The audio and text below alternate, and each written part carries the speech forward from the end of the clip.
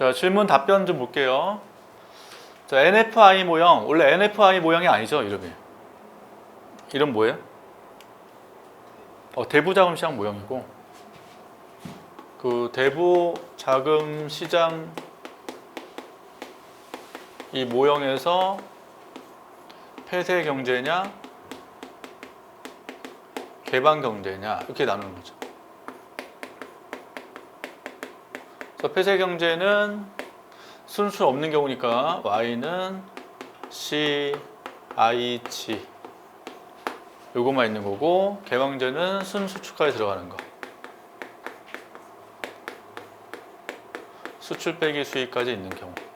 이렇게. 대신 이거는 생산물 시장이에요, 금융 시장이에요? 생산물 시장이죠.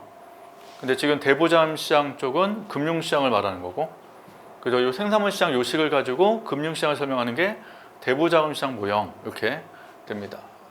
그래서 요식을 가지고 변형시키면 Y 빼기 C 빼기 G 넘기게 되면 다시 묶어서 Y 빼기 T 빼기 C 플러스 T 빼기 G 그리고 I 더하기 X 빼기 M 이렇게 식이 정리가 됐고, 여기를 가계저축 SP, 여기를 정보의 저축 SG, 그래서 두 개 묶은 거를 국내 총저축 SN 이렇게. 그래서 SN은 I 더하기 X 빼기 M. 그래서 SN은 다시 국내 총저축 I는 투자 이렇게. 그럼 이제 X 빼기 M이 없는 상태에서 보시면 국내 총저축과 투자 모두 다 금리에서 영향을 받는단 말이에요. 특히 실질금리. 그래서 SN도 아래 함수, 즉 실질 이자율의 함수.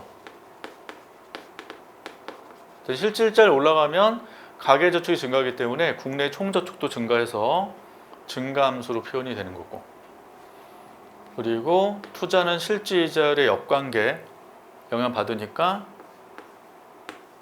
마이너스 이렇게 표현하죠. 그래서 대부자금시장 폐쇄 경제를 그렸을 때는 여기 실질이자율 했을 때 이게 올라가면 국내 총저축이 뭐하니까 증가하니까 우상향으로 그려주시면 되고, 투자는 감소하니까 우하향으로 그려주시면 되고, 둘이 만난 균형점에서 균형 실질이자율이 결정이 되면 SN과 I가 지금 똑같잖아요. 둘이 이제 일치하니까 다시 회귀하면 요게 성립되는 거죠. Y는 C, IG 이렇게. 자, 이제 개방제를 넣게 되면 이제 X 빼기 M이 된단 말이에요. 이걸 추가를 해야 되는데, 이게 이제 국제수지의 정의에서 국제수지가 이제 경상수지 더하기 자본 및 금융 계정인데, 그냥 자본수지라고 한번 해보자. 이제 두 개 합이 0일 때를 국제수지 균형이라고 정의를 해줘요. 즉 경상수지가 양수가 되면 대부적으로 수출이 수입보다 많은 상태고, 그럼 국내로 이제 달러가 들어오니까 그 넘치는 달러가 다시 대외 투자를 할 수가 있기 때문에 이게 플러스가 된 마이너스가 되면서 0이 되는 상태를 우리는 균형 상태라고 한단 말이에요. 자, 이 상태에서 경상수지식을 X 빼기 M이라고 나타낼 수 있고요. 이렇게. 근데 자본수지는 수지이기 때문에 자본 관련된 수입과 그리고 지출의 차감을 자본수지라고 정의했단 말이에요. 즉 자본의 유입 빼기 자본의 유출 이렇게. 그럼 넘기면 어떻게 돼요? X 빼기 M은 자본의 유출 빼기 자본의 유입 이렇게 됐고, 이제 이거의 정의가 NFI라는 거예요. 유출한다는 것은 외국에다 투자를 하는 거잖아요.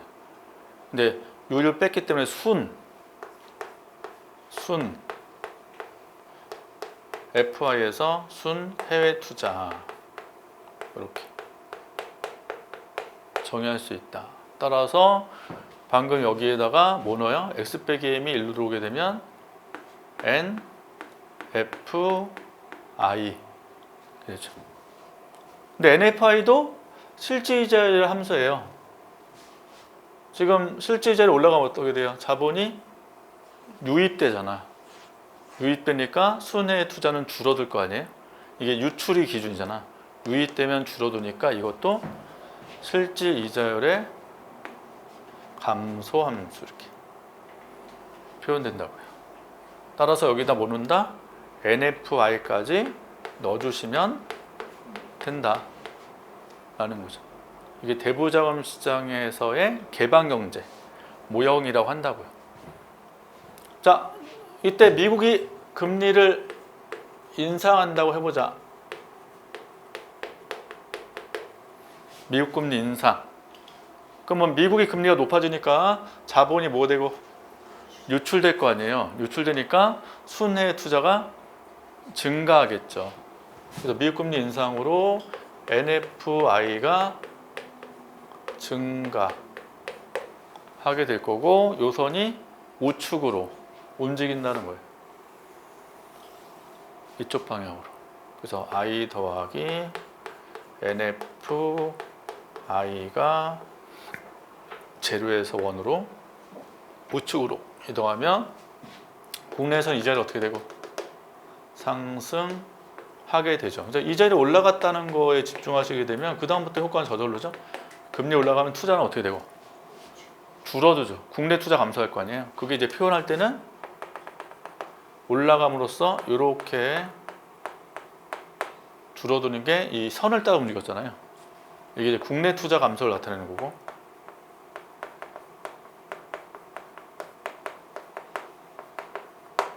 그리고 이제 올라가면 선을 따라서 뭐가 증가한다? 다시 SN은 뭐 더하기 뭐예요? SP 더하기 SG인데 SG는 금리 영향받는 게 아니라 SP가 영향받는다고. SP. 그래서 SP인 민간 또는 가계저축이 증가한다. 같은 말 어떻게 돼요? 민간 소비는 감소한다. 이렇게 해석할 수 있다. 좀 있어 보이죠? 네. 한번 이렇게 활용하셔도 좋을 것 같아요. 구축은 다 쓸 수 있어요. 구축이라는 것은. 근데 문제는 구축과는 뭐에 설명하셔야 돼? 주체가 뭐가 발생했을 때? 확대 재정 정책을 실시했을 때. 정부 지출을 늘렸을 때. 그때 구축효과죠. 근데 여기 정부 지출을 늘렸다는 얘기가 없잖아. 구축효과를 쓸 수 있는 개념 아니죠.